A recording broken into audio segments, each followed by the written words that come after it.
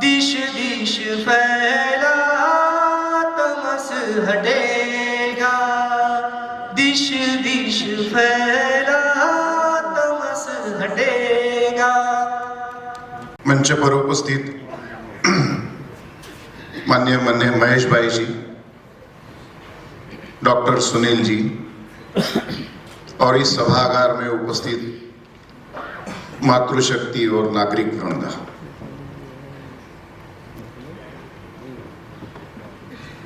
कल के पुष्प में हमने भारत का एक प्रकार से मृत्युंजय भारत का प्रवास देखने का प्रयत्न किया है। जो हमारे पूर्व के लोगों ने उसको विकसित किया, सफलता से चलाने का एक दिशा विकसित करते गए, और ये भी ध्यान में आता है कि समाज के सहभागिता को लेकर वो चले हैं।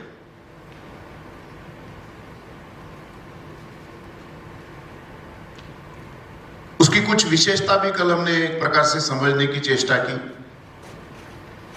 कि भारत का विचार अध्यात्म का विचार है, भारत की दृष्टि कैसी है, देखने समझने का प्रयत्न कैसा है, उसकी कुछ उपलब्धियां भी हमने एक प्रकार से समझने का चेष्टा की है।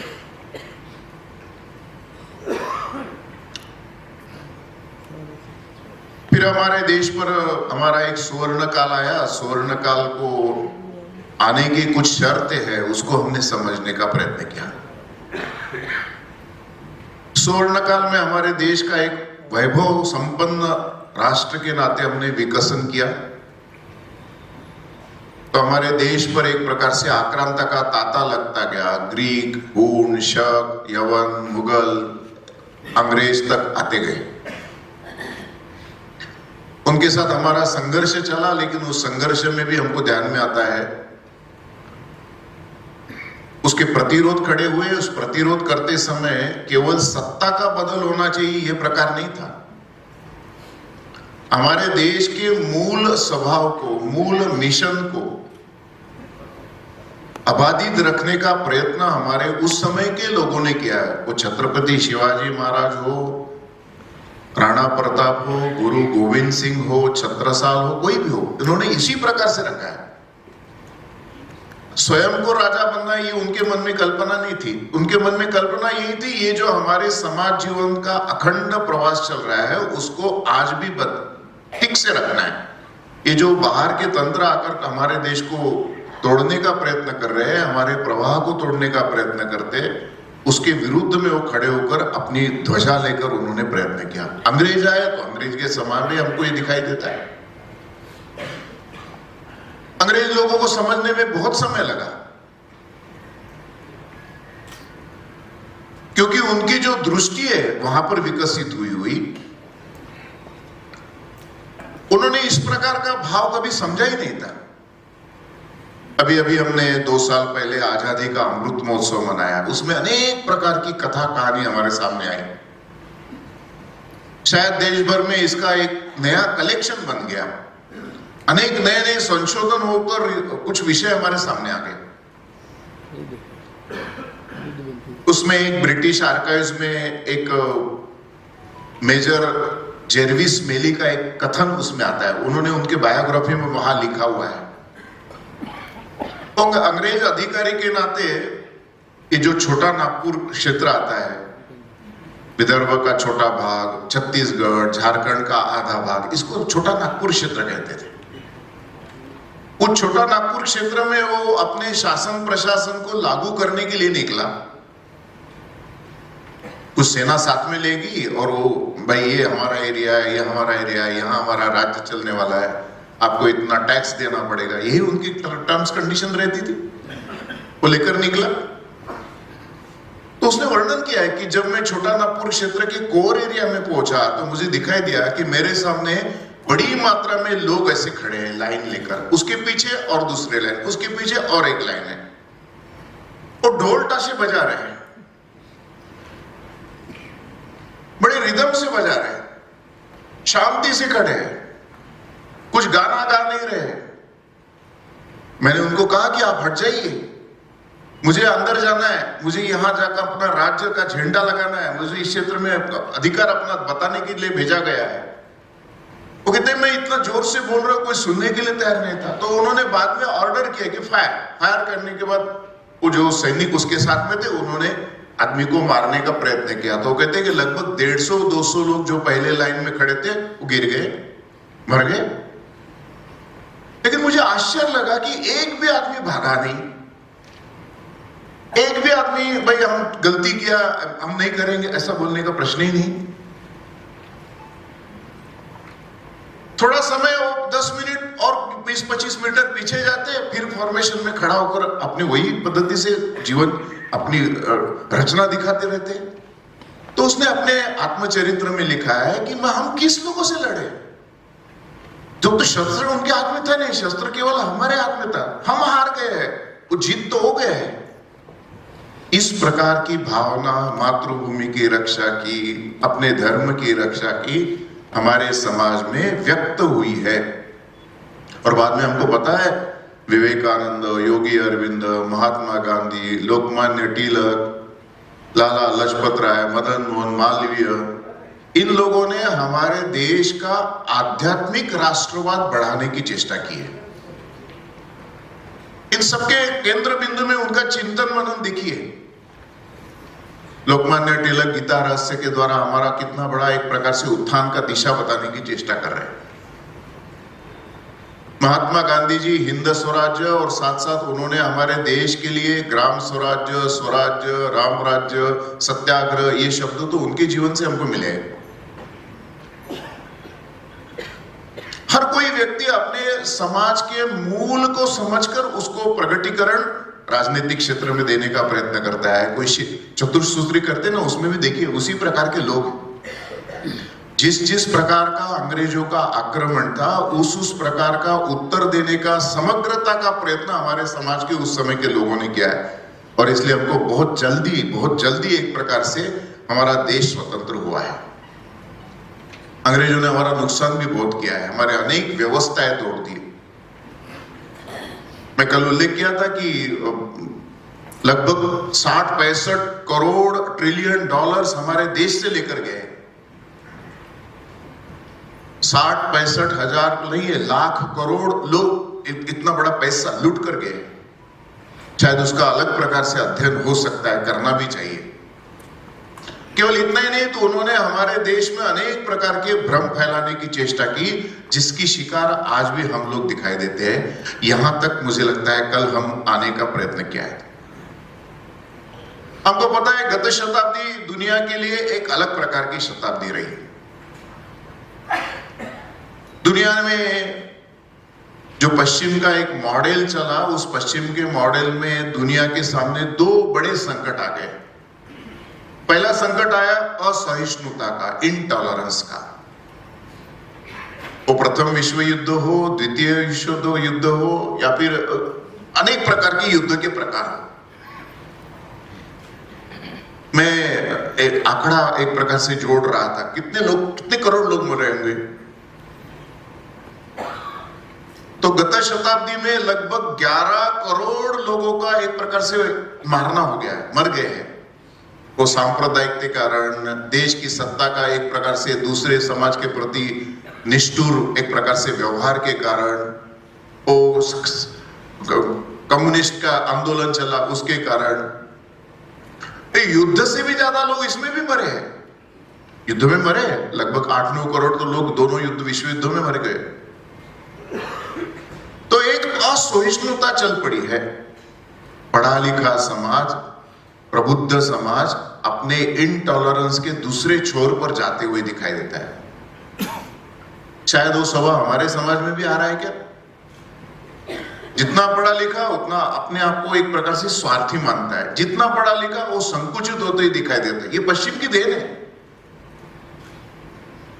इसलिए समाज में असहिष्णुता का एक नया चक्र चल पड़ा है। आज भी वो चल पड़ा है देश दुनिया में, हमको दिखाई देता है। वो इजराइल हमास का युद्ध हो, यूक्रेन रशिया का हो, अफगानिस्तान का हो, ईरान इराक का हो, यही है कि छोटी सी एक बात को संवाद के द्वारा सुलझा जा सकता है, वो संवाद करने के लिए तैयार नहीं। हर कोई बंदूक लेकर चर्चा करता है और उसके कारण मानवता के सामने एक बड़ा संकट ये पश्चिम की सभ्यता ने हमारे सामने लाकर खड़ा कर दिया। दूसरा संकट उन्होंने खड़ा किया है वो है उपभोगिता का, कंज्यूमरिज्म जिसको बोल सकते हैं। शायद वो उनके वहां की सोच का ही परिणाम है। सारी दुनिया उसके कारण एक प्रकार से चिंतित है। जो पृथ्वी है, जो प्रकृति है, हमको देने के लिए तैयार है, लेकिन उसकी एक लिमिट है। लेकिन सारी दृष्टि उनकी एक प्रकार से भोगवादिता के आधार पर होने के कारण सब मेरा है, सब मुझे चाहिए, सब मेरे अधिकार में रहना चाहिए, इसके लिए स्पर्धा लग गई है। और इसलिए हमको दिखाई देता है अपने देश का रिजर्वायर ठीक रखो, दूसरे देश का जितना निचोड़ना है निचोड़ लो। कभी कभी बड़ा आश्चर्य लगता है वहां के कुछ लोगों के जो कन्फेशंस बाहर आते हैं। जॉन पार्किंस नाम का एक व्यक्ति अमेरिका में हुआ, उन्होंने confession of the economic hitman नाम का किताब लिखा है। उस किताब में उन्होंने बताया कि मैं तो एक प्रकार से थोड़ा कम बुद्धि वाला, एक मध्यम बुद्धि वाला व्यक्ति लड़का था। लोगों के साथ खेल खिलवाड़ करना यही मेरा स्वभाव चलता था। मेरे पड़ोस में एक बैंक ऑफिसर महिला रहती थी, उसने मुझे बैंक में बुलाया, नौकरी दे दी और बहुत जल्दी जल्दी उसने मुझे प्रमोशन देकर मेरे स्वभाव के द्वारा उन्होंने अमेरिका में बहुत कम लोगों को, जैसे हमारे गवर्नर कहते हैं ना, रिजर्व बैंक के गवर्नर वगैरह, वैसे EHM स्पेशल पोस्ट है, उसके अधिक अधिकार माने जाते हैं। वो किसी भी देश के साथ उस प्रकार के करार कर सकता है, उस प्रकार से MOU बना सकता है, उस प्रकार के उनसे संधि बना सकता है। लोभ लालच के द्वारा अधिक कर्जा देकर उसको डुबाने का नया प्रकार का उनका प्रयत्न चलता है। उस कन्फेशंस में उसने कहा है कि मैं लगभग दुनिया के 6 राष्ट्रों को समाप्त करने की जिम्मेदारी मेरे तरफ आई थी, मैंने वो काम किया है। आज तो मैं पश्चाताप कर रहा हूं। राष्ट्रपति को उड़ाना ये बड़े लिए कुछ नहीं है, लोगों को मारना ये हमारा ऐसे खेल है। आज भी हमको दिखाई देता है दुनिया में ऐसी असहिष्णुता चल पड़ी है। मानव अपने स्वार्थ के लिए कितने प्रकार से आगे जा सकता है, इसका उदाहरण हमारे सामने दिखाई देता है। तो उपभोगिता ये एक प्रकार से अपने कब्जे में सब होना चाहिए, मेरा ही कब्जा इस पर रहना चाहिए, ये वातावरण से सारी दुनिया उस प्रकार से चलती हुई दिखाई देती है। पहले 2 पोल की चर्चा होती थी, अमेरिका और रशिया, बाद में उसमें केवल रशिया का पतन हो गया तो केवल अमेरिका बच गया। अमेरिका ने अपने बचने के बाद उनको लगा कि अभी तो हमारे लिए दुनिया एक प्रकार से ओपन मैदान हमारा मात्र रह गया है। और उस समय अमेरिका के राष्ट्रपति ने उस समय घोषणा कर दी कि अभी दुनिया को एक नया वर्ल्ड ऑर्डर देना, न्यू वर्ल्ड ऑर्डर देने की दायित्व हमारा है।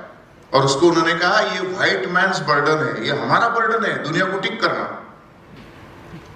तब से लेकर अभी तक उन्होंने किस प्रकार से दुनिया के साथ व्यवहार किया कल तक हमको पता है, ये उनका चरित्र दिखाई देता है। जब इस प्रकार की घोषणा की तो समाज में उस प्रकार के विषयों को, सरकार के इस विषयों को हाँ में हाँ मिलाने वाले लोग रहते ही है। तो अमेरिका में कुछ विद्वान लोगों ने नए किताब लिखने का प्रयत्न किया। हमको मालूम है कोई हटिंगटन नाम का व्यक्ति है, सैमुअल हटिंगटन, उन्होंने क्लैश ऑफ सिविलाइजेशन लिखा। उनका कहना है कि ये दुनिया ये अब्राह्मिक लोगों के 2 मतों में संघर्ष करेगी, इसमें अमेरिका जीत रहा है और इसलिए एक सिविलाइजेशन का आगे की जिम्मेदारी ये अमेरिका के ऊपर अधिक मात्रा में आती बताने की चेष्टा कर रहे हैं। दूसरे एक व्यक्ति है, उन्होंने किताब लिखा, फुकुयामा, फ्रांसिस फुकुयामा नाम का, उन्होंने लिखा end of the history and the last man. जो इतिहास कहते थे वो समाप्त हो चुका है, अभी केवल अमेरिका बचा है और अमेरिका इस देश में राज करेगा, इस दुनिया में राज अमेरिका का चलेगा। अमेरिका जो बोलेगा होने वाला है। बहुत जल्दी उनको पश्चाताप हो गया। उन्होंने दूसरा किताब लिखा, trust, social virtues and creation of the prosperity. उसमें उन्होंने मान्य किया नहीं, सेना बनाना, संस्था बनाना यही केवल सरकार का काम है, परिवार बनाना, समाज बड़ा करना, ये सरकार का काम हो नहीं सकता। परिवार समाज ये आदतों पर चलता है, रीति रिवाज पर चलता है, मूल्य को रक्षण करने वाली संस्थाओं के द्वारा चलता है। और इसलिए आने वाले दिनों में संस्कृति निष्ठ समाज की आवश्यकता ज्यादा पड़ी। उसने कबूल किया बात। और दो लोगों ने और अलग प्रकार की किताब लिखी है।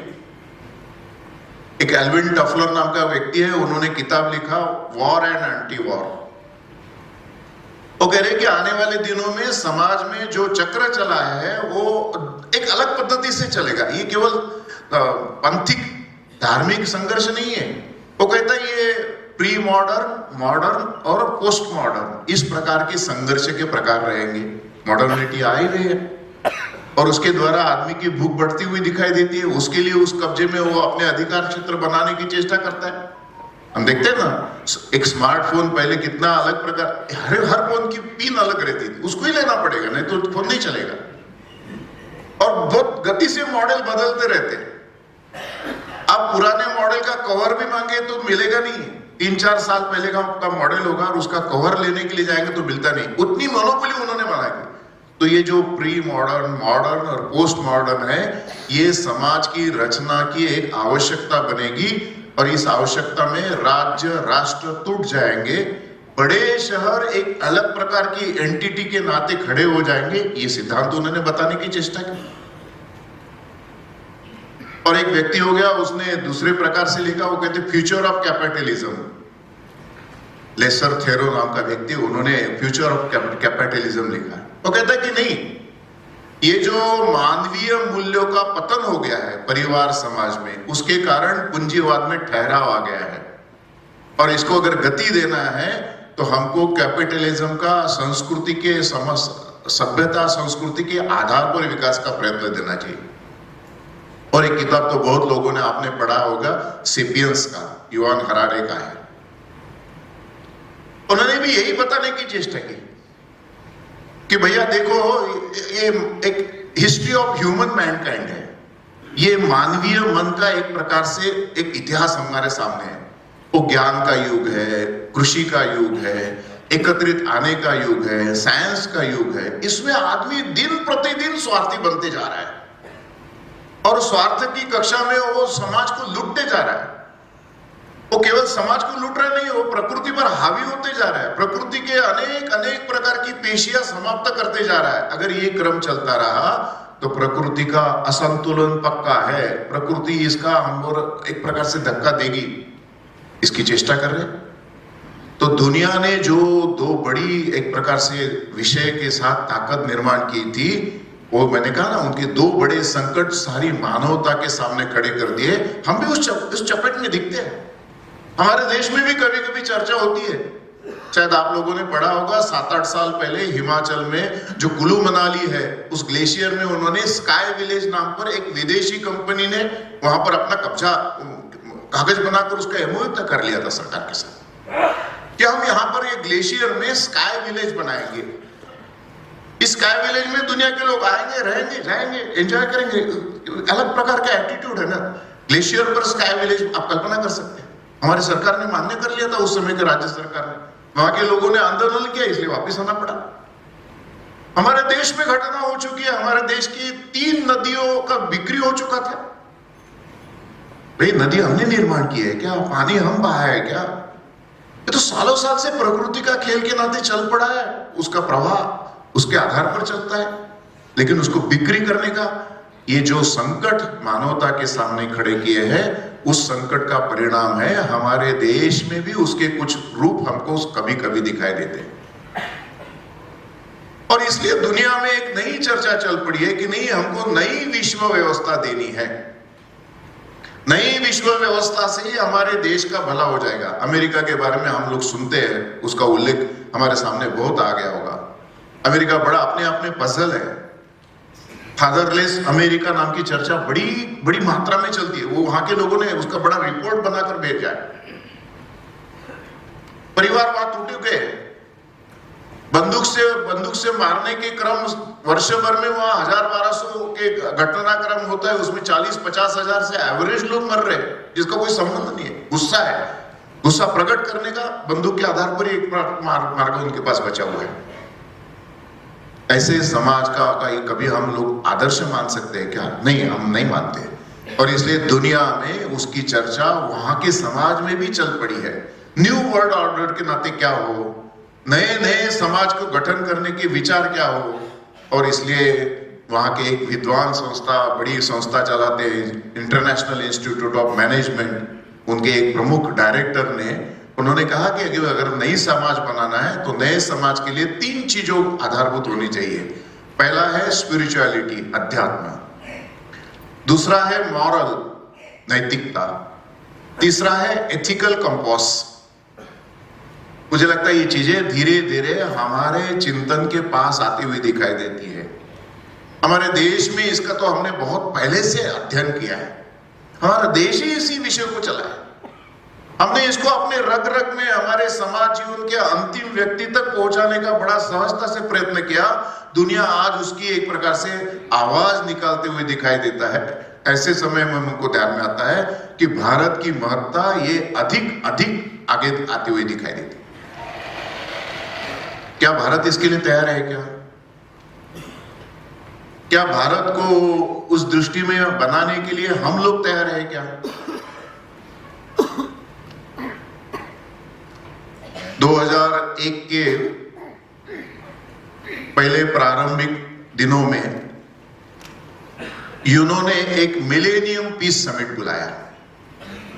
उस समय कोफी अन्नान उसके यूनो के सरचिटनीस थे। दुनिया के अलग अलग मतपंथों के लोगों को एकत्रित बुलाकर उन्होंने उसके पीछे एक थीम रखी कि पहले 1000 साल निकल गए, दूसरे 1000 साल निकलते जा रहे हैं, तीसरे 1000 साल में 2001 से 3000 के बीच में पूरी दुनिया सुख शांति के दृष्टि से तैयार हो। इसलिए अपने अपने मतपंथों का विचार क्या है उसको सुनने के लिए उन्होंने मिलेनियम पीस समिट रखा था। 3 दिन पूरा उसका मंथन चला। और अंतिम भाषण में जब कोफी अन्नान खड़े हो गए तो उन्होंने कहा कि ये सब बातें आपकी सुनने के बाद मुझे ध्यान में आ गया कि केवल भारत के पास सुख शांति का मार्ग है। केवल भारत के पास है। भारत के पास व्यवहार है, विचार है, उस पर चलने की आदत है।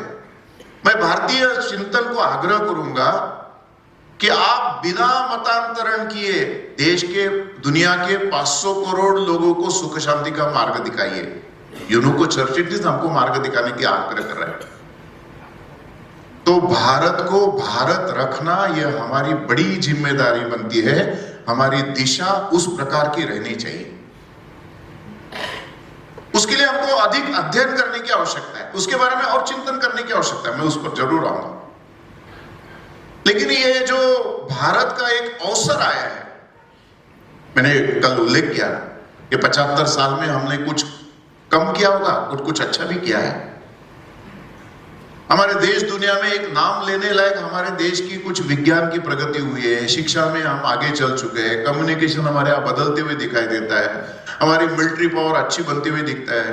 हमारी साइंस पावर अच्छी होती है। इकोनॉमिकल पावर हम बहुत गति से आगे जाते हुए दिखाई दे रहे हैं।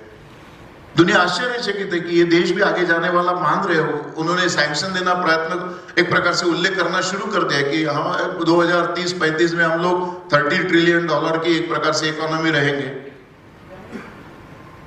ऐसे समय में भारत को उस प्रकार से समझना, भारत को उसी दिशा पर कायम रखना, भारत के दायित्व का बोध नए पीढ़ी तक पहुंचाना, ये बड़ी जिम्मेदारी हमारे तरफ आती है। ये हमारे लिए सुअवसर है।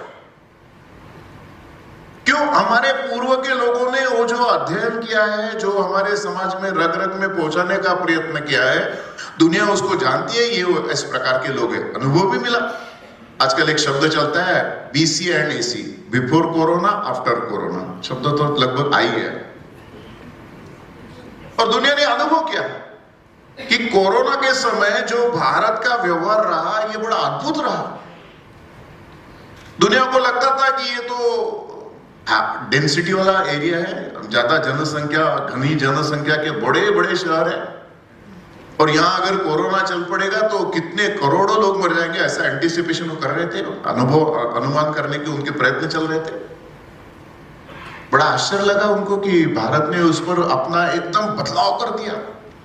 प्रधानमंत्री ने टीवी पर आकर थोड़ा आह्वान किया तो हमने उसके आधार पर अपना व्यवहार बदल दिया।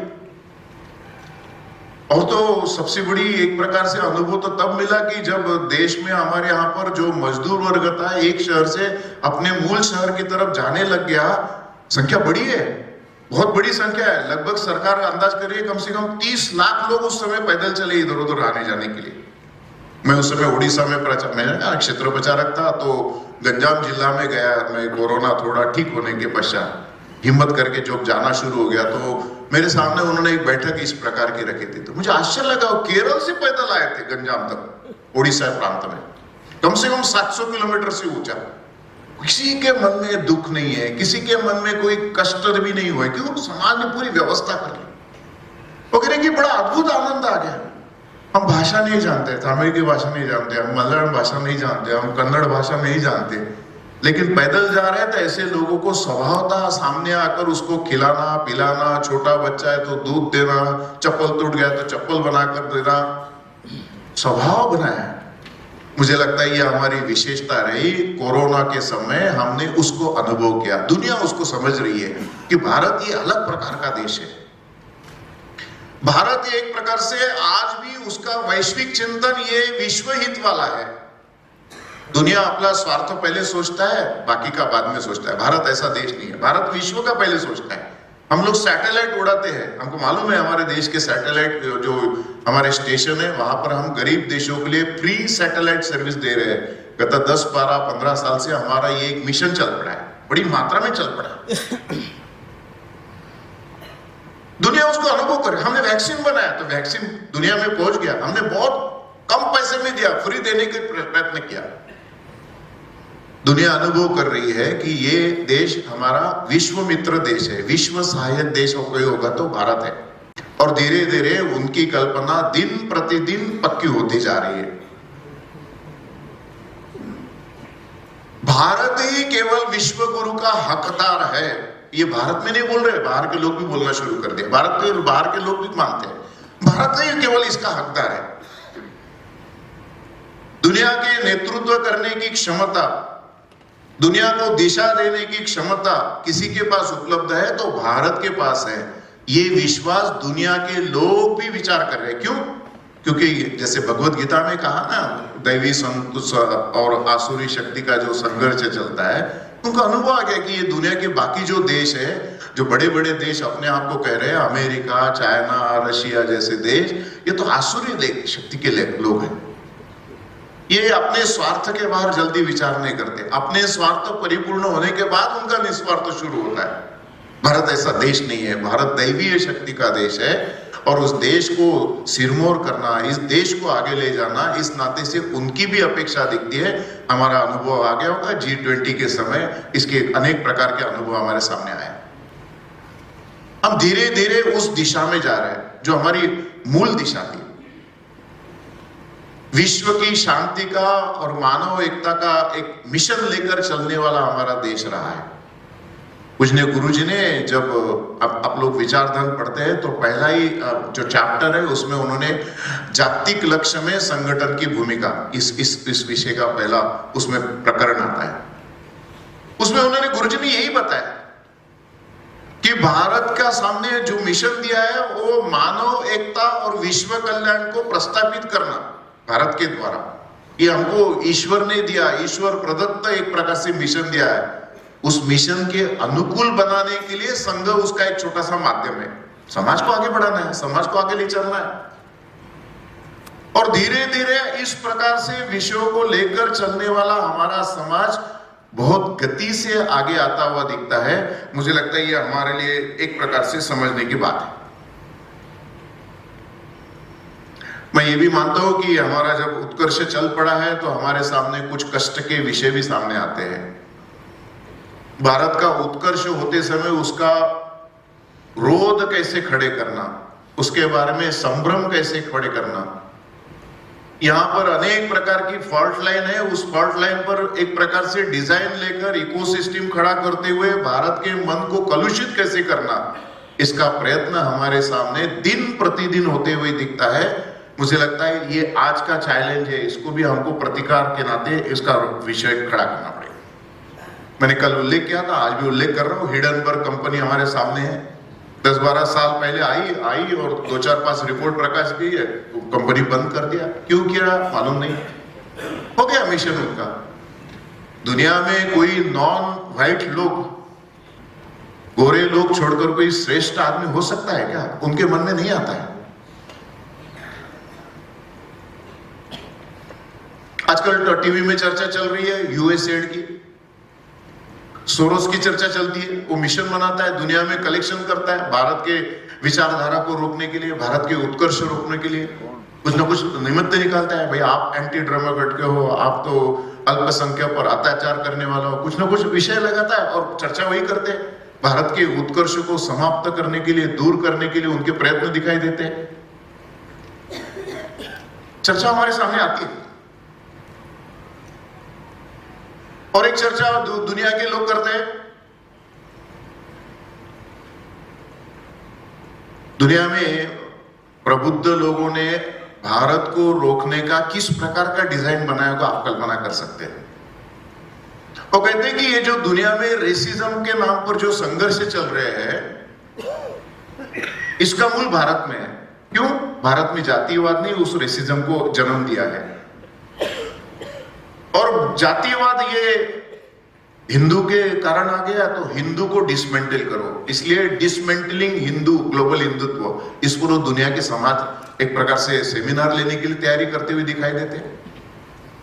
तो भारत के विचार को, भारत के आधार को, भारत के उत्कर्ष को तोड़ने का, उसको नीचा दिखाने का, उसके बारे में संभ्रम खड़ा करने का अपने स्तर का प्रयत्न हमारे सामने आता है। ऐसे समय में हमारे समाज की सजगता कैसी हो, हमारे समाज के करणीय विषयों के बारे में विचार कैसे हो, इसके बारे में विचार करना आवश्यक है, ऐसा मैं मानता हूं। पहला विचार कौन सा आता है? तो योगी अरविंद जी ने इसके बारे में बड़े स्पष्ट शब्दों में कहा है। वो कहते हैं कि अभी की जो रचना आई है हमारे समाज की, वो सामाजिक, सांस्कृतिक, मूल्य आदि आदि बातों में, ये एक परिस्थिति के कारण वो बदल कर आई है। आक्रमण का काल था, तो उस समय हमको कुछ आत्मरक्षात्मक विषयों के लिए हमारा बदलाव करना पड़ा। उनका कहना था कि फिर से हमको हमारे समाज का सेंटर ऑफ ग्रेविटी पक्का करना चाहिए, हमारे विचार का मूल केंद्र बिंदु, शक्ति केंद्र क्या होना चाहिए, ये समाज में फिर से एक बार चर्चा करना चाहिए। और उसके लिए वो कहते हैं कि हिंदू ये एक प्रकार से आग्रही हिंदू चाहिए, विस्तारशील हिंदू चाहिए। उनका विश्वास, वो कहते हैं कि मेरा विस्तारशील और आग्रही हिंदू पर मेरा विश्वास है, संकुची और रक्षात्मक हिंदू पर मैं विश्वास नहीं करता। तो हमको हिंदू के स्वभाव में कुछ नया क्रम लाने की आवश्यकता है। हम थोड़े आग्रही बने, आक्रामक नहीं कह रहे, मैं आग्रही तो बन सकते हैं, जो हमारी मूल ताकत दिखा सकती है। कुछ छोटे छोटे विषयों को करने, छोटे छोटे नियमों का पालन करने से उसकी व्यक्ति बाहर निकलती है, उसकी अभिव्यक्ति समाज में पहुंचती है, उसका एक वायुमंडल बनता है, उसके कारण नए पीढ़ी में उस विषय का आकर्षण बनता है। कर सकते हैं क्या? विचार करिए। थोड़ा विस्तारशील होना। हिंदू अनेक लंबे समय में आक्रमण के कारण, गुलामी के कारण अपने विस्तार को भूल गया है। मैंने कल उल्लेख किया था, हमारा विस्तार कितना लंबा रहा, हमने संचार किया है, दुनिया के साथ संचार करके दिखाया, कोई शत्रुता नहीं निर्माण की। हम शत्रुता के लिए विस्तार कह ही नहीं रहे, लेकिन हिंदू का अपना स्वभाव होना चाहिए विस्तार का। हो सकता है क्या? विचार करिए। आज हमारे अपने समाज के लोग दूसरे धर्म में जाते हुए दिखते हैं। आज हमारे अपने समाज के लोग सम्मान के भूखेला है, हम उनको सम्मान देने की प्रयत्न नहीं करते हुए दिखाई देते हैं। आज हमारे देश में इतनी बड़ी मात्रा में आज भी बिलो पॉवर्टी लाइन के नीचे रहने वाली संख्या काफी ज्यादा है। क्या हम इस ऐसे समाज के लिए कुछ नहीं कर सकते? केवल अपना ही परिवार चलाना है क्या? जब हम विस्तारशील हिंदू कहते हैं तो हमको हमारे भूमिका के बदल में जाकर उसका विचार करना पड़ेगा, इसकी आवश्यकता है। योगी अरविंद इसके बारे में हमको सचेत करने की आवश्यकता समझ रहे। मैं मानता हूं कि आज हम जो स्थिति में खड़े हैं वो एक अलग प्रकार की स्थिति है। जैसे केमिस्ट्री में टाइट्रेशन टेस्ट हमको मालूम है, टाइट्रेशन की एक पद्धति है। एक आधे केमिकल में बूंद डालते जाइए और वो लंबा अंतिम बूंद आने पर उसका बदलाव प्रक्रिया शुरू होती है। शायद हम उस टर्निंग पॉइंट पर हैं। हमारे परिश्रम से हमारे समाज की ये जो एक प्रकार से पूर्व ईश्वर प्रदत्त हमारी भूमिका है वो व्यापक होने वाली है। उसको विश्व का सम्मान अपने आप में मिलने वाला है। उस टाइट्रेशन टेस्ट को अपने पीढ़ी में पूर्ण करना, ये दायित्व हम स्वीकार सकते हैं क्या? अंग्रेजी में कहते हैं ना, राइट टाइम राइट एक्शन। सही समय पर सही प्रकार की क्रिया करना ये बड़ा महत्वपूर्ण रहता है। बाद में तो कुछ करने से उसका महत्व निकल जाता है। विवेकानंद जैसे कहते हैं ना, उत्तिष्ठ जागृत प्राप्त वरानि बोधत। तो आज हमारा समाज इस भूमिका को समझकर लेकर चल सकता है क्या? इसके बारे में मुझे लगता है हमारे पास भाव पक्का है, जिसको मैंने अलग अलग पद्धति से वर्णन किया। हमारा विचार अध्यात्म का है, हमारी संस्कृति सबको सर्वसमावेशक, सर्वहितकारी, सर्वस्पर्शी है। हमारे पास व्यक्ति, परिवार, समाज, परमेष्टि, इसको जोड़ने का एक अलग प्रकार का हमने चिंतन, मनन, व्यवहार करने का प्रयत्न किया है। सभी समय समस्या का समाधान देने का हमारा एक अलग प्रकार का मार्ग भी हमने विकसित किया है। और आज भी दुनिया में जो जो विषय आते हैं उसके सही दिग्दर्शन देने का दृष्टि से भी हमारा ये भाव हमारे पास पक्का है। तो आने वाले दिनों में करणीय बात क्या हो सकती है, इसके बारे में थोड़ी चर्चा मैं आपके सामने रखूंगा। एक चित्र हमारे सामने अभी भी आता है, वो परिस्थिति के कारण अधिक व्यापक हो गया है। सोशल मीडिया उसका एक वाहक बन गया है। हमारे सबके हाथ में मोबाइल है, हम अधिक समय मोबाइल के साथ जाते हैं। लेकिन मोबाइल में क्या जा रहा है ये एक बार आप करके देखिए। मेरे देश के हित के कौन से विषय को मैं चला सकता हूं, मैं इसके वाहक बन सकता हूं, इसका विचार करके देखिए। अभी भी हमको एक प्रकार से घसीटा जाता है, old myth and new myth, ऐसा मैं कह रहा हूं। हमारे बारे में कुछ पुराने संभ्रम है, नए संभ्रम भी निर्माण किए जा रहे हैं। अभी भी हमारे समाज के बारे में पुराने संदर्भ, पुराने संभ्रम को लेकर हमारे समाज को घसीटने का प्रयत्न होता है। तो क्या हम इसके विरुद्ध आवाज उठाने वाले हो सकते हैं क्या? कभी हमने विचार किया है क्या? अंग्रेजों ने कह दिया न्यू नेशन, तो हम भी मानते हैं न्यू नेशन है। हमारे देश में अभी अभी चर्चा चली थी 6 महीने पहले, ये कॉन्स्टिट्यूशनल नेशनलिज्म है। अरे ये कौन सी बात आ गई भैया? देश में संविधान नहीं था तो राष्ट्र नहीं था क्या? हम तो कहते हैं हमारा पुरातन राष्ट्र है, सांस्कृतिक राष्ट्र है हमारा, अध्यात्म आधारित उसका चिंतन मनन रहा है। इतना लंबा प्रवाह, वेद से लेकर हमारी चर्चा चली है, लेकिन बड़े बड़े आर्टिकल निकले कॉन्स्टिट्यूशनल नेशनलिज्म। ये जो समाज में संभ्रम फैलाने के छोटे छोटे क्रम दिखते हैं, तो हमारी कुछ उस पर भूमिका हम लोग डालते हैं क्या? हम उस पर स्वयं का क्रिएशन करते हैं क्या? उसके बारे में हमारी कोई रिस्पॉन्स देते हैं क्या? केवल टिक करना इतना नहीं होगा। आने वाले दिनों में अगर हमको ये मिथ के विरुद्ध लड़ना है, तो हमारी भूमिका को व्यापक, थोड़ा आग्रही होकर हमको सामने जाने की आवश्यकता है। मैं मानता हूं कि मैं गुजरात में बोल रहा हूं तो उदाहरण योग्य है, ऐसा मैं मानता हूं। बैरिस्टर जिन्ना के कारण देश में अनेक प्रकार के संभ्रम फैलाने की चेष्टा होती है। कभी हम लोग गुजराती होने के नाते उसका चरित्र पढ़े हैं क्या? उसके जीवन की कुछ फॉल्ट लाइन हम सामने ला सकते हैं क्या? ये जो शरीयत का कायदा ये तो ब्रिटिशों ने जिन्ना के कारण हमारे देश में लागू किया था। माइनॉरिटी ये तो उस समय के पॉलिटिक्स ने हमारे सामने लाकर कर दिया। पहले हमारे समाज में शब्द नहीं थे ना, अल्पसंख्यक शब्द नहीं था। अंग्रेजों के बैगेज के कारण अनेक नए व्यवस्थाएं, शब्द हमारे ऊपर लादे गए हैं। क्या हम उसको अभी भी बाजू में नहीं रख सकते हैं क्या? कुछ उस पर नया चिंतन दे नहीं सकते हैं क्या? मुझे लगता है ओल्ड मिथ और न्यू मिथ की लड़ाई हमको समझने की आवश्यकता है, ऐसे मानता हूं। कुछ अफवाहें फैली जाती है, कुछ असत्य प्रचारित किया जाता है। अपप्रचार तो बड़ी मात्रा में होता है, तीनों होता है, रूमर्स, फॉल्स एक्यूजन्स और डिसइंफॉर्मेशन कैंपेन। हम सोशल मीडिया में रहते समय ऐसे विषयों के बारे में जागरूक है क्या? ये चीज मेरे सामने मैं आगे नहीं दे सकता हूं, वो देने वाले को पूछ सकता है ये क्यों दिया मुझे। अगर हमको देश खड़ा करना है तो हमारा नेटवर्क इस प्रकार का विचार का भी आज के परिस्थिति के साधन का उपयोग करते हुए हमको करने की आवश्यकता है। विचार करिए इसके बारे में, बहुत आग्रह है इसके बारे में। बड़ा एक नैरेटिव का वार चल पड़ा है, विमर्श का एक संघर्ष दिखाई देता है, वैचारिक संघर्ष का एक क्रम हमारे सामने इकोसिस्टम खेलते हुए दिखती है।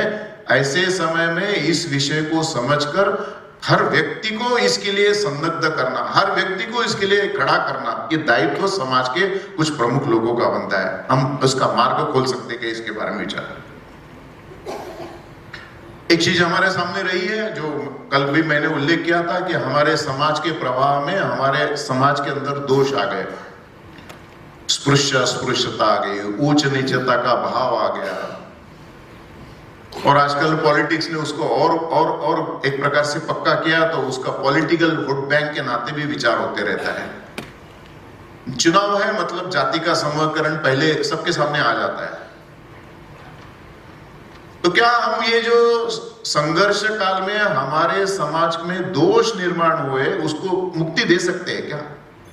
अगर देश आगे ले जाना है तो हमको संघर्ष काल के दोषों से मुक्त समाज देने की दिशा में जाना चाहिए। पूज्य सरसंघ चालक जी उसके बारे में बार बार आग्रह कर रहे हैं, एक मंदिर, एक तालाब, एक स्मशान, ये मिनिमम हो सकता है क्या? प्रातिनिधिक है, दिखने के लिए है, लेकिन मानसिकता उस प्रकार की बनाना, मन में से भी उसको दूर करना। तो संघर्ष काल के दोषों को दूर करना, ये जो खाई निर्माण करने का एक प्रकार से प्रयत्न अंग्रेजों ने किया, उसके बाद में हमारे शासन भी उस प्रकार से लगे रहे, उसके कारण बड़ी मात्रा में हमारा एक भेदों का प्रकार दिखता है, फॉल्ट लाइन आज भी दिखती है। इसके बारे में स्पष्टता सब समाज ने मिलकर बोलने की आवश्यकता है। ये करणीय बातों में आता है।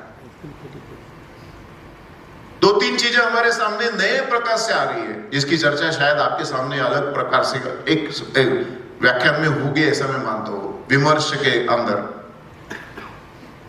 दुनिया में प्रभुत्व निर्माण करने के लिए अभी लड़ाई की आवश्यकता तुलना में कम है। उन्होंने नए नए एक प्रकार से मंच बनाया, WTO बनाया, IMF बनाया, इंटर प्रॉपर्टी राइट बनाया, IPR बनाया, ग्लोबलाइजेशन की बड़ा एक चर्चा दिखाया, और उसके द्वारा वो दुनिया के छोटे छोटे देशों के सूत्र को, आर्थिक सूत्र को अपने हाथ में लेना चाहता है। ग्लोबल मार्केट फोर्सेस एक बड़ी मात्रा में काम करते हैं, और ये केवल राष्ट्र राष्ट्र का संबंध नहीं है, उसमें जनता के घर तक वो विषय आ चुका है। व्यक्ति को अधिक इंडिविजुअलिस्टिक बनाना। पहले घर में हमारे सब मिलकर एक टीवी रहता था, अभी जितने रूम है उतने टीवी आवश्यक बनते जा रहे हैं। हम शिकार होते जा रहे हैं। टीवी सामूहिकता देखने का प्रयत्न तो असंभव हमारा था, लेकिन हमने अचानक छोड़ दिया। तो ये जो ग्लोबल मार्केट फोर्सेस के दूर से काम करने के प्रकार है, वो समझकर हम उसका कोई ना कोई अपना उसका शोधन कर सकते हैं क्या? उसमें हमारी संस्कृति सभ्यता के अनुकूल देने का प्रयत्न हो सकता है। हम जानते हैं कि आजकल कल्चरल मार्क्सिज्म की चर्चा चलती है। मार्क्स ने अपना एक नया रूप देने का प्रयत्न किया। वो आर्थिक विषयों पर कम बोलते हैं, अभी कल्चर के विषय ज्यादा बोलते हैं, और उसमें भी उनको ध्यान में आता है कि ये जो व्यक्ति को जोड़ने वाली जो कला है, परिवार है, समाज है, धर्म है, ये बॉन्डिंग फोर्स निर्माण करते हैं, और इसको दुर्बल करने के लिए उन्होंने उस प्रकार के विषयों को खड़ा करने का प्रयत्न किया है। वो टीवी के द्वारा हो, लायकों के द्वारा हो, आर्टिकल्स के द्वारा हो, पेपर के एडिशन के नए नए पुरौनी जिसको बोलते हैं, उसके द्वारा हमको दिखाई देता है। तो क्या हम समाज में ये जो कल्चरल मार्क्सिज्म का एक प्रयत्न चल रहा है, उसको समाज में जागृति के नाते ठीक कर सकते हैं क्या?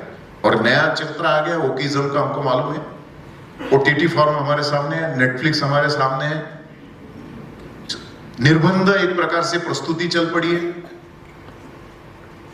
तो हमको स्वयं को सचेत होना है, अपने परिवार को सचेत होना है, और हमारे समाज में भी इसके बारे में अपनी सचेतता बढ़ाने की आवश्यकता है। ये करणीय बातों के बारे में आज का विषय आता है। हम मानते हैं कि हमारा समाज आर्थिक विकास बड़ी गति से करने वाला है, लेकिन ये करते समय हमारे देश का अंतिम व्यक्ति का जीवन मान ऊंचा होना चाहिए, उसका लिविंग स्टैंडर्ड बदलना चाहिए। उसको भी ऐसा लगना चाहिए कि देश श्रीमंत हो रहा है तो मैं भी कहीं आगे गया हूं, मुझे भी कुछ मैं भी कुछ करने के लायक बन रहा हूं, मेरा भी इसमें सहभाग है, मेरे भी जीवन में बदलाव आने वाला है। हमारे यहां पर बड़ी मात्रा में समुद्र सीमा है। गुजरात की समुद्री सीमा चिंतित है, ध्यान में रखना, मैं चिंता का विषय बता रहा हूं। कितनी बड़ी मात्रा में वहां कितने एंटी नेशनल खेल चलते हैं, आप लोग ज्यादा अनुभव करते होंगे।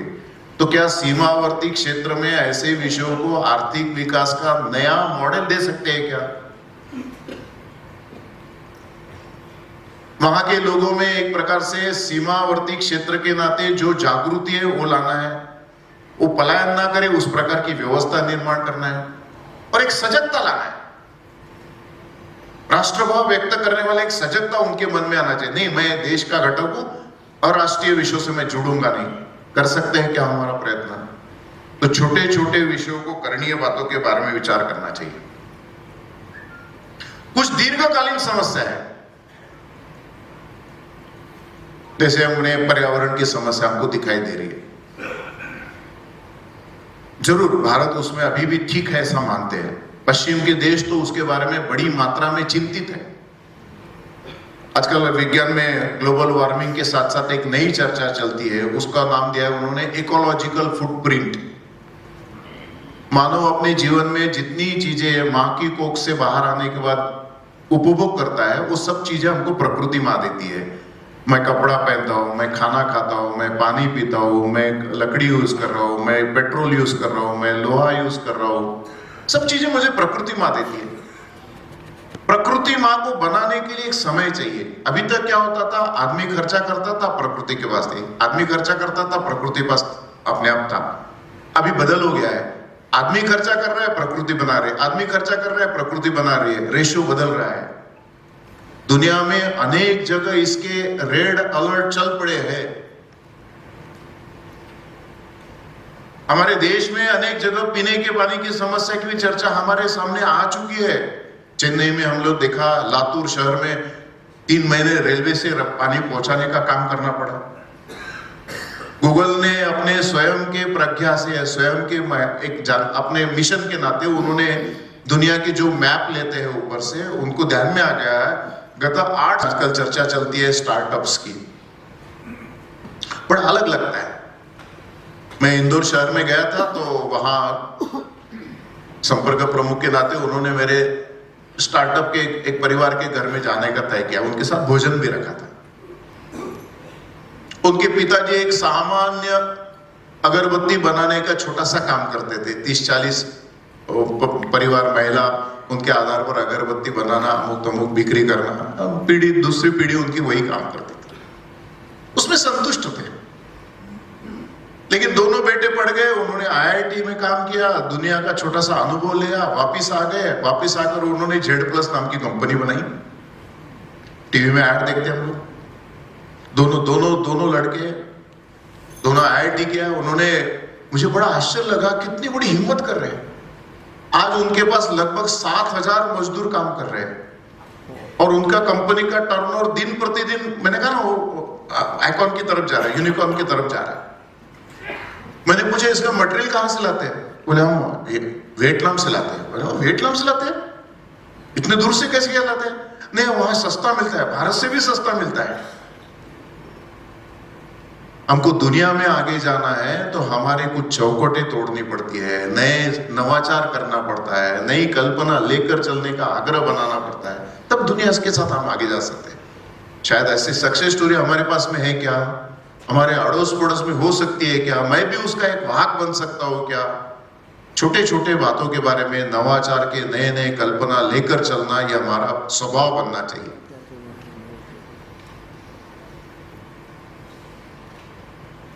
अभी अभी अपने देश में एक संगठन चलता है क्रीड़ा भारती का। उन्होंने माननीय सरकार जी के साथ में जो देश के प्रमुख क्रीड़ा स्पर्धक है जिन्होंने अच्छे ओलंपिक में इधर उधर अच्छे मेडल लिया है, ऐसे माँ पिताजी के साथ उनका एक प्रकार से कार्यक्रम रखा था। बड़ा अलग प्रकार का कार्यक्रम था। सब सामान्य घर से आए हुए, कोई भी बड़े घर से नहीं है, कोई भी बड़े घर से नहीं है, सामान्य घर से। मैं मणिपुर में गया था, तो मणिपुर में एक सरिता देवी, जैसे मेरी कॉम का नाम है वैसे सरिता देवी का नाम आता है। उसका किताब भी दिया है, उसको मिलकर भी मैं आया, उसके घर में भोजन करने के लिए गए थे। वहां कार्यकर्ता के बहन है, वो चचेरी बहन आती है। बड़ा अलग लगा। वो कहती कि मेरी एक प्रकार से जिंदगी का प्रवास अलग ही है। मैं पहाड़ के एक सामान्य गांव के घर की रहने वाली हूँ। बहुत जल्दी मेरे माँ पिताजी मर गए। हम 3 बहनें, 1 भाई। मेरी सबसे बड़ी बहन और मैं सबसे छोटी बहन, इसके बीच में बाकी। जब पिताजी और माताजी निकल गए तो हमारे सामने बड़ा कष्ट था। तो बड़ी बहन मजदूरी करके हमको आगे बढ़ा रही थी। स्कूल तो हम गए ही नहीं थे, बहुत बाद में गए। 13-14 साल होने के बाद हमने स्कूल देखा है, तब तक हमने स्कूल देखा नहीं था। जब मैं स्कूल में गई तो हमारे गांव में तो वातावरण अलग था। हमारे गांव में NSCN के लोग आते थे, बंदूक वाले लोग आते थे, तो उनको चाय पानी मांगते थे। हम दौड़कर जाकर उनको काम करते थे, चाय पानी पिलाना, पानी पिलाना, खाना खिलाना, उनके आओ भगत करना। ये हमारा ऐसा प्रकार का काम होता था कि मेरे मन में आता था हम भी बंदूक लेकर निकले। लेकिन वो कहते कि मेरी बड़ी बहन कहती कि नहीं, ये हमारा मार्ग नहीं, ये इस मार्ग पर हमको जाना नहीं। बड़ा आश्चर्य लगता था, गरीबी चल रही है और ये मार्ग पर नहीं जाना है। बाद में वो 13-14 साल होने के बाद स्कूल में गई, तो स्कूल में 2-3 साल के बाद उसको जो एजुकेशन, फिजिकल एजुकेशन के टीचर थे, उसने कहा कि सरिता जी आप थोड़ा बॉक्सिंग सीख लो। तो कहती कि नहीं, मैं नहीं बॉक्सिंग सीखूंगी, मुझे, मेरे मन में नहीं है, मेरे स्वभाव में भी नहीं है। किसी किसी आदमी का शरीर अलग होता है ना, तो उसका कमर तक का भाग ऊंचा है, ऊपर का शरीर की मात्रा में उसके पैर ज्यादा लंबे हैं। वो कह रहे कि मेरे पीछे वो टीचर मेरे पीछे 3-3.5 साल तक एक ही चीज कर रही कि नहीं आप बॉक्सिंग खेलो, नहीं आप बॉक्सिंग खेलो। मैं उसको नहीं देती थी, मैं घर में वापस आ जाती थी। फिर थोड़ा समय के बाद मैंने विचार किया चलो लॉन्ग जंप के लिए अपने आप को खेलने का प्रयत्न करते हैं। फिर वो मेरे पीछे लग गए।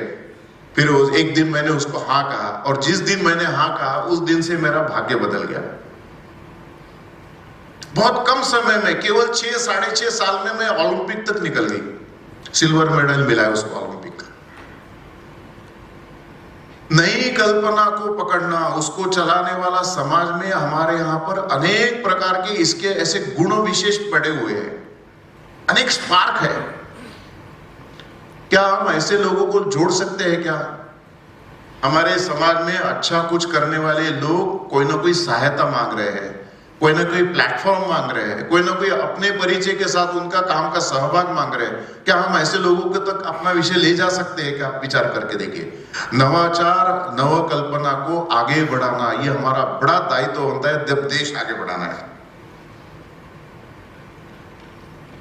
एक चीज और बड़ी मात्रा में सबको मिलकर यहां करने की आवश्यकता है, वो है जागरण का तो काम हम लोग कर लेते हैं, लेकिन केवल जागरण से समाज का विजयी होना नहीं होता है। हमको अगर समाज को विजयी करना है, समाज को उस दिशा में खड़ा करना है, तो हमारी आवश्यकता है हम सारे समाज को व्यू रचना में खड़े करें, स्ट्रैटेजी के नाते खड़े करें। ये बड़ी हमारी समाज की दुर्बलता है। हम युद्ध तो जीतना चाहते हैं, लेकिन हम स्ट्रैटेजी नहीं बना रहे। हम दुनिया में एक प्रकार से हमारे देश को आगे ले जाना चाहते हैं, लेकिन हम स्ट्रैटेजी विहीन देश ले जाना चाह रहे हैं। समाज में वो स्वभाव ही नहीं है। एक छोटे से एरिया में छोटी संख्या के लोग आते हैं, पूरा लूटमार करके निकल जाते हैं। हमारे समाज का स्वभाव ऐसा कैसे बन गया? हमारे समाज में व्यक्तिगत स्तर पर, पारिवारिक स्तर पर, संगठन के स्तर पर, समाज के स्तर पर, संस्था के स्तर पर स्ट्रैटेजी बनाकर चलाना, यह हमारे स्वभाव में लाने की आवश्यकता है। ये बड़ा बदल आवश्यकता है। जब हम कह रहे हैं कि हमारा देश बदलता भारत में हमारा दायित्व बढ़ना है, तो हमारे स्वभाव में, शैली में बदलाव लाने पड़ेंगे। हमको स्ट्रैटेजी से चलना पड़ेगा। शायद कुछ लोगों को ये संगठन से मालूम हो गया, इसको समाज में अप्लाइड करना पड़ेगा। समाज में इस विषय को ले जाकर उसके बारे में सचेतता लानी पड़ेगी। सबको साथ लेकर चलना, समाज को साथ लेकर चलना, ये जो बार बार कहा जाता है, तो उसके पीछे भाव एक है, उनको स्ट्रेटेजी का पार्ट एंड पार्सल बनाइए, उनके विषयों को आत्मसात करके चलिए। हो सकता है क्या, जब हम कह रहे हैं हमारा भारत, बदलते भारत में हमको कुछ दायित्व है, तो ये छोटे दायित्व महत्वपूर्ण है, इसका परिणाम बड़ा महत्वपूर्ण होने वाला है। जहां जहां इस प्रकार के प्रयत्न हुए हैं वहां परिणाम दिखते हैं, वहां बताने की आवश्यकता नहीं, वहां पर अनेक इस प्रकार के परिणाम दिखते हैं जहां स्ट्रैटेजी से काम किया जाता है, दीर्घ काल तक एक डिजाइन लेकर परिणाम मिलने तक सब प्रकार के प्रतिरोधों को दूर करते हुए चलने की मानसिकता हमारे समाज में निर्माण करने की आवश्यकता है। एक चीज मैंने जो पहले प्रारंभ में कल कही थी कि हम पॉलिटिकल ऑडिट करते हैं, सोशल ऑडिट नहीं करते।